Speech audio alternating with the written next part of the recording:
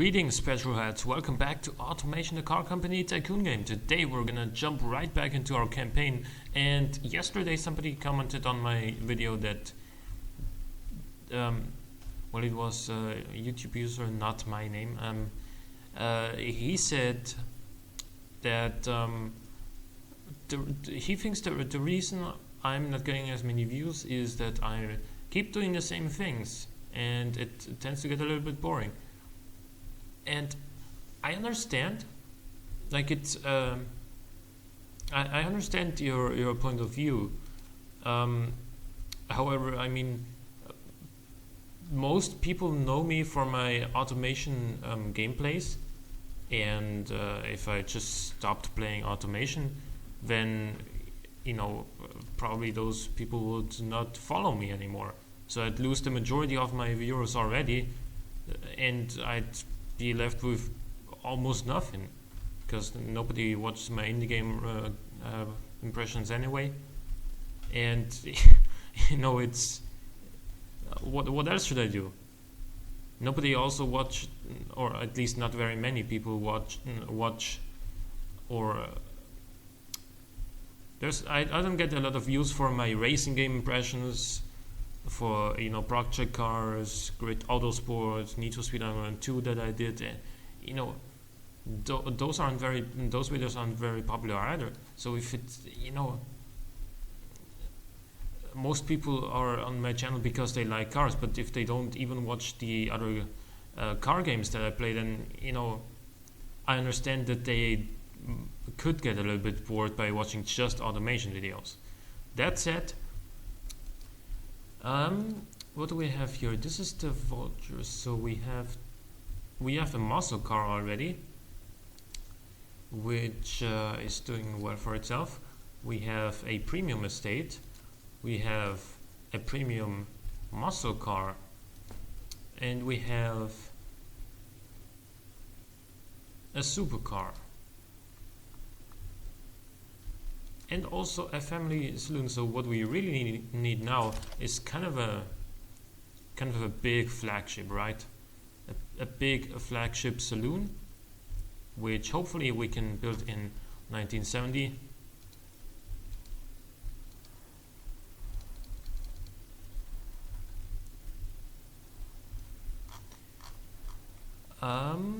I was actually hoping for another body shell to be available here. Wait, can we do it in 1971? No, it's not here. This is the one I wanted, but it will only be available in 1972.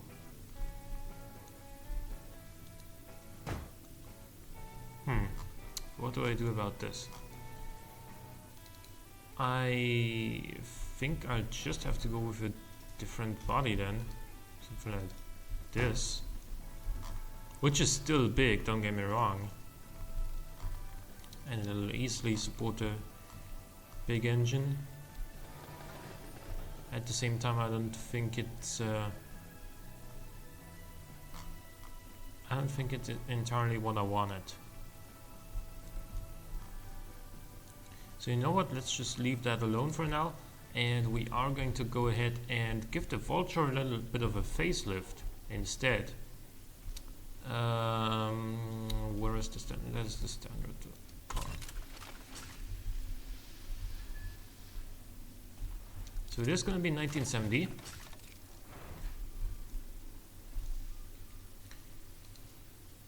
We are gonna clone this one. This is the two-door, right? Yes, it is.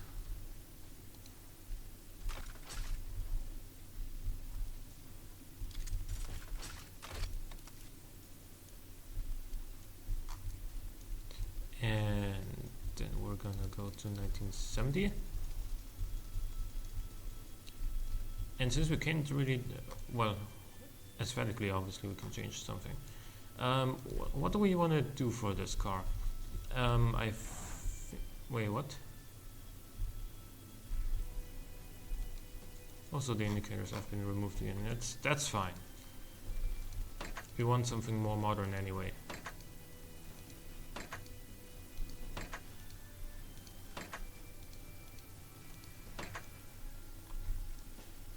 get rid of these for now.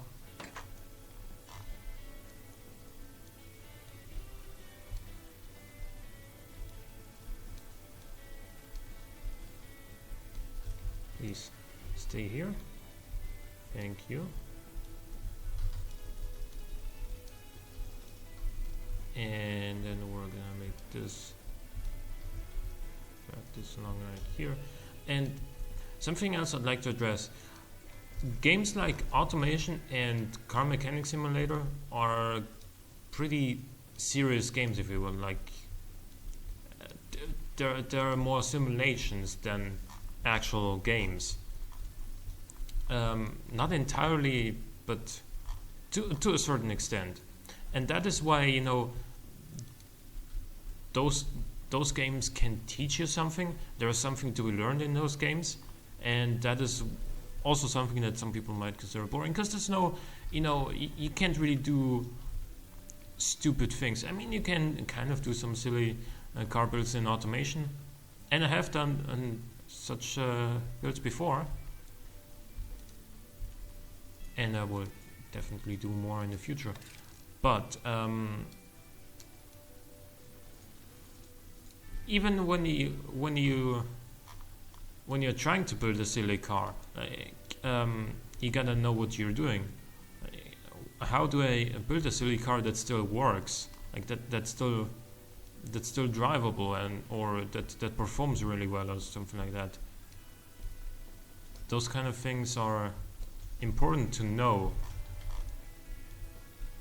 in a game like this. You can have fun, but you gotta know what you're doing. And since I've played so much of this game already, Automation in particular, I feel like I can, like, let me start this way. There's a lot of new players in Automation. There have been since the Steam release in March this year, and therefore me having played like a total of probably like $1,500 or something in this game, I think I should try and teach those guys that don't have very much experience in the game a little bit. And therefore, you know, I do these videos kind of on a more serious base. Of course, there will be occasional builds of me, like the one time I built a freaking 1970s flagship saloon car with 2,200 horsepower and turned it into a dragster. That sort of thing. Or the one time I made a sort of facsimile to a second generation Nissan Micra and gave it a 500 horsepower V8. Just stuff like this. Of course. But of course I do stuff like that occasionally. But most of the time I will probably take it a little bit more seriously. More educational, if you will. That's the word I was looking for the whole time. And that is kind of these games are they have an educational aspect to them, which is what I think makes them more interesting,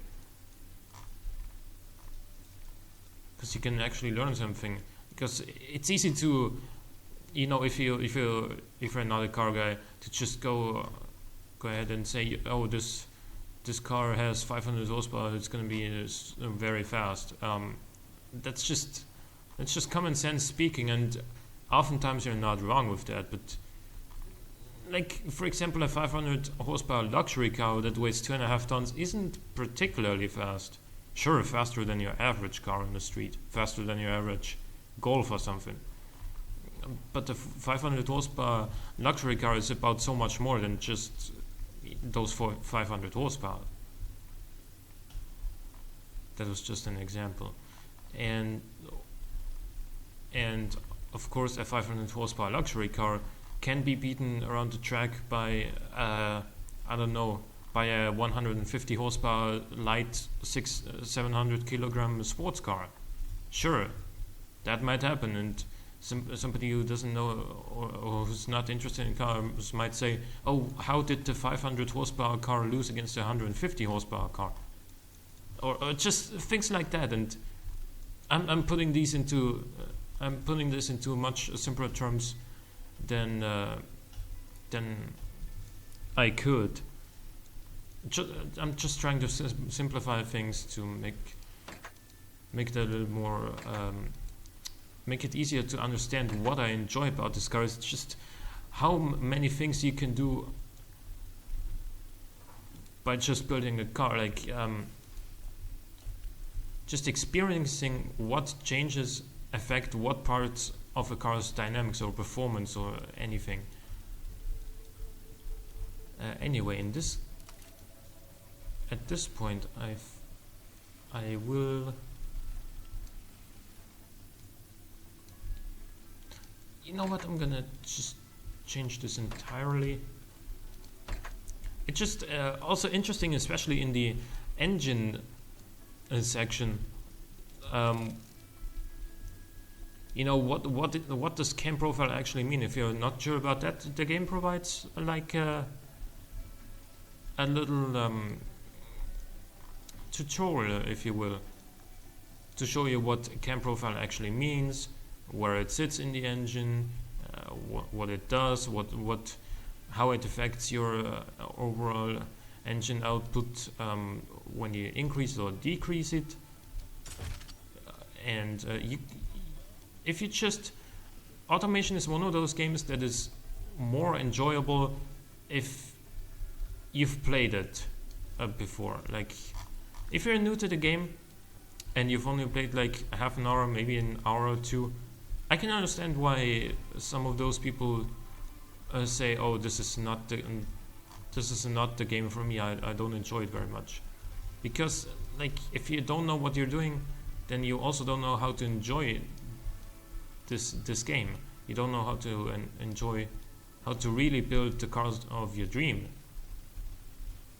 That is why it takes some time to get into this game. And I want to help those guys.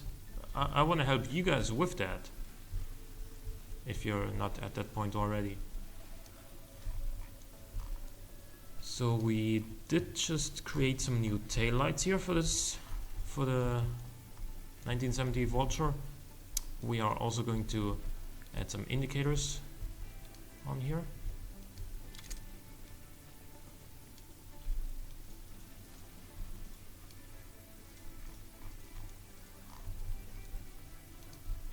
And it's also oftentimes I find myself like looking through the forums, through the automation forums, and then like somebody being relatively new to the game and then a more experienced player, and the quote-unquote the new player is like, how is your, I don't know, 5-liter V8 more economical than my 2-liter 4-cylinder engine? Well, it's all about the fine-tuning. It's not just the raw capacity and mass that counts for fuel economy. It's the tuning. If you have experience in the game, then you know how to make an engine economical. You know things that a new player doesn't know, which should be pretty obvious, but still. Wait, this is the 1960. I'm trying to find the correct engine here. And since I do have a lot of experience in this game already, like I wouldn't count myself to the top 10 best automation players if any such list exists.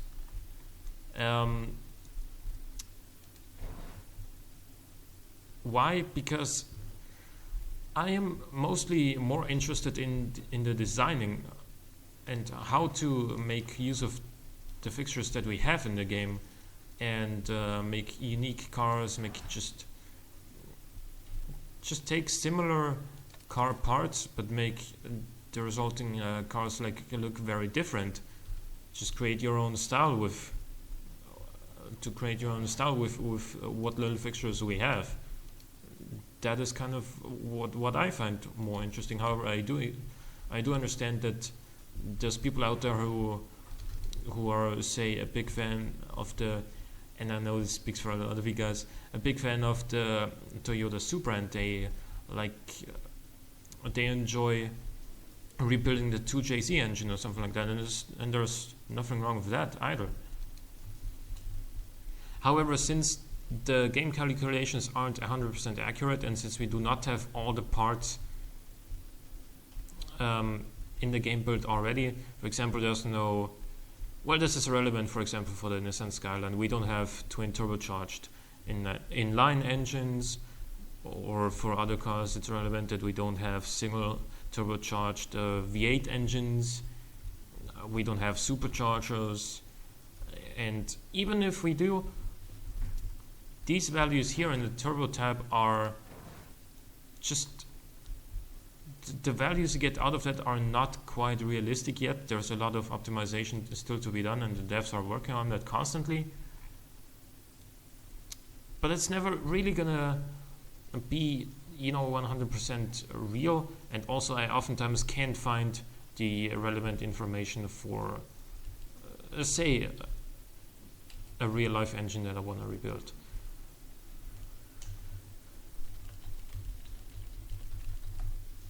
Which leaves a lot of guesswork to be done, a lot of guessing involved, and there are always going to be people saying, oh, you did this wrong, you did that wrong, you could improve this. I mean, you could improve this is one line that I enjoy very much. It shows respect, but or just people saying, oh, for example, I don't know, this engine has forged pistons, this engine has hypertactic pistons. I like feedback like this. However, I've also oftentimes gotten feedback like, oh, you idiot, this engine has this and that feature, or anything like that. I've gotten comments like that before, which is why oftentimes I don't really feel the motivation to do a lot of replicas on this channel. I do them on stream. It's more communicative, it's more immediate. You can give me feedback while I'm doing something, as opposed to, me shooting the video and not knowing every detail, and then you guys informing me in post.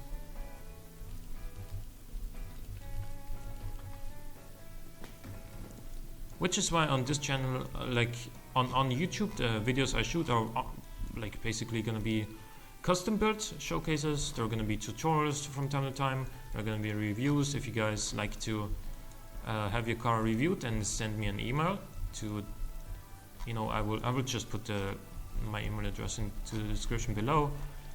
Make sure there's all the car files in there, like car model, car trim, engine family, and engine variant. With that said, we are going to change this gearing right here. I think 25 should be a pretty reasonable value. We got viscous LSDs available now. Oh yeah, okay. Now we will need more cooling, but we're still fine. We do not have lips, so we don't need to change wing angles. So this is the standard Vulture.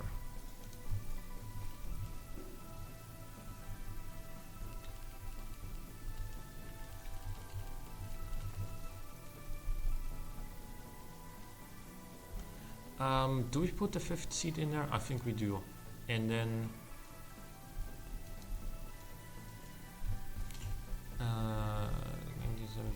6.0 two-door facelift. That's the proper name now. And we are gonna use on sports tires. We can get 245s now, improving our traction or drivability at least, but not actually improving our acceleration time. That is interesting. What's our top speed now? 223? I thought it would go a little bit faster than that. given the fact that we have 290 horsepower.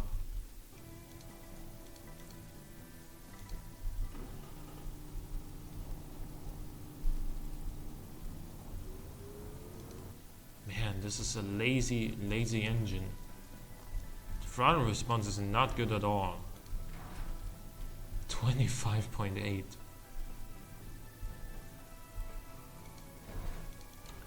Well, it is what it is. This is the base version.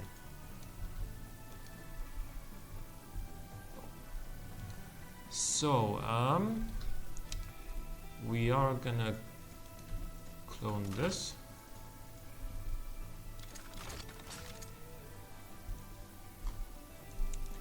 Go here.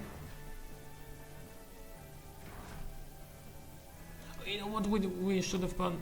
We should have made a 6-liter version out of the 7-liter block that we built in 1968 or what? That is my mistake. Well, we can still do that. Actually, this is gonna be the 4-door version. So we are also gonna fix the door handle right away. There's something I usually forget. I forgot it last time. Anyway, stretch this out some more. There we go. 4-door muscle cars have a certain charm, I think. I think they look very interesting due to their nature that the rear window that is usually really long is kind of shorter. It looks like more of a quote-unquote normal car, more of a practical everyday car even though usually, especially in the 60s and early 70s, muscle cars weren't all that practical. Usually, or at least not everyday drivable with like the wheel spin from hell and everything. 1974 6.04 door facelift. But we are going to go ahead and change the engine. Wait, give me a second here. Engine tab. Gorgeous. Now we are going to try and select the 7-liter. Oh, it was 1967 even? Probably. Yeah, this is what it was. So we are going to clone the sport version.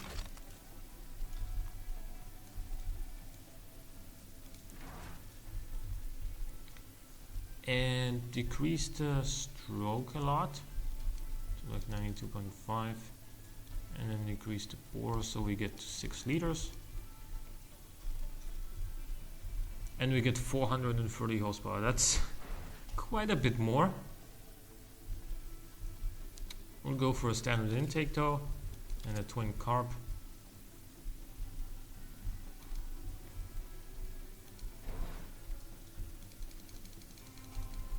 Remember, this is the kind of basic version. This is just the entry-level version, and we don't need this version to be like overly powerful. It should still be decently fast, but not ridiculous.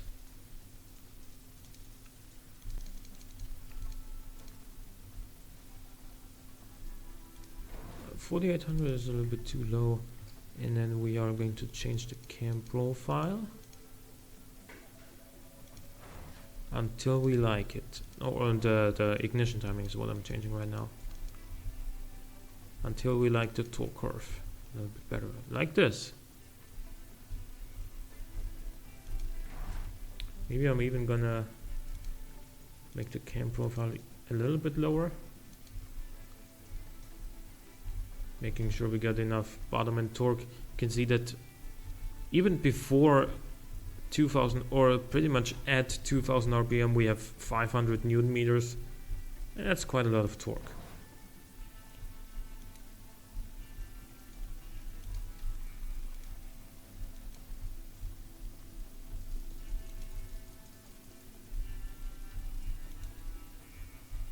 There we go. 352 horsepower.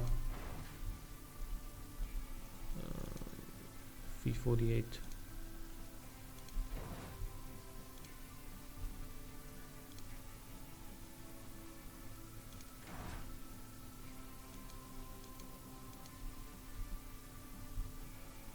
$350. Okay, I think I'll leave it at 350.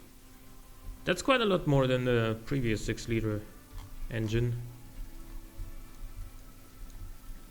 So that is the... Oh, and also we need to advance to 1970. Which gives us no extra power. Okay, that's fine too.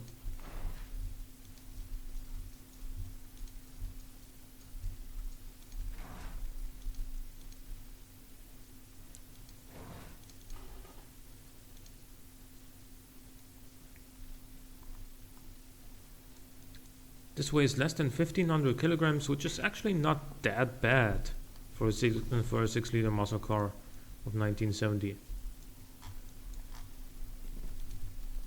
As far as acceleration goes, man, there's really a lot more potential left in this. The gearing is just ridiculous. We should be better off doing something like this. Not for drivability's sake though.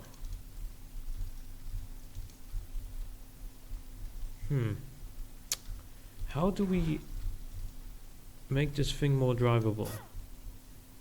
Wider tires, obviously. That didn't do all that much. Suspension is already very much towards drivability, so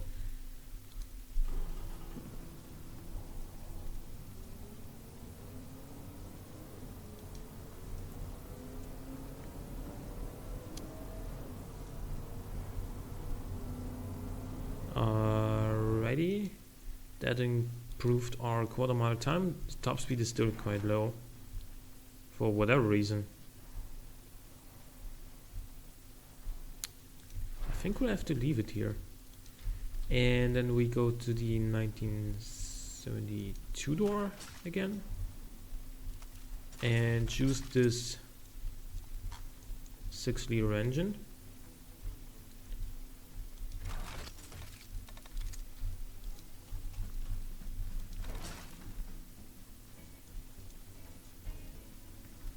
It lost drivability and sportiness, which is quite disappointing.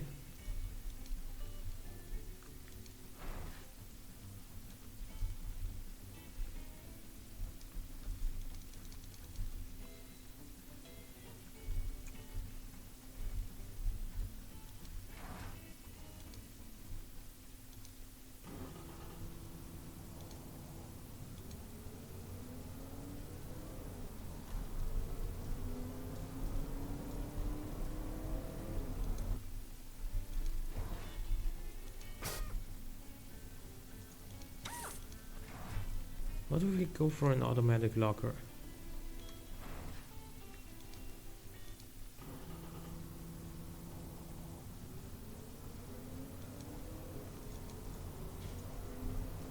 $14.42.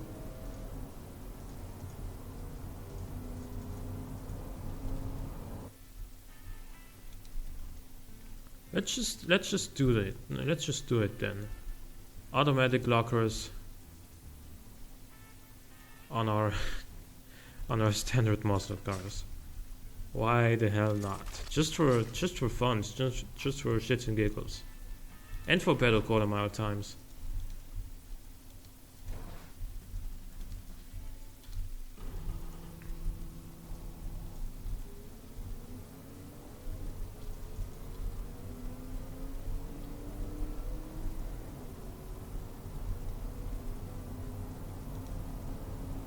$14.36. I still want to know why the top speed is so low. Like, come on. Wait, what? We have insufficient cooling. Now the top speed is even lower.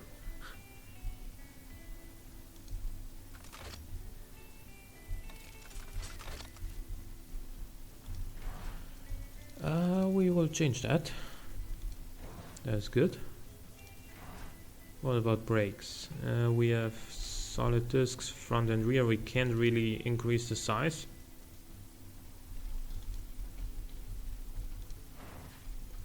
Anyway, so this is the facelift for the 1970 facelift for our regular muscle car, the Vulture. Hope you guys enjoyed. Leave a like or a comment if you did. Thank you for watching, and I will see you next time.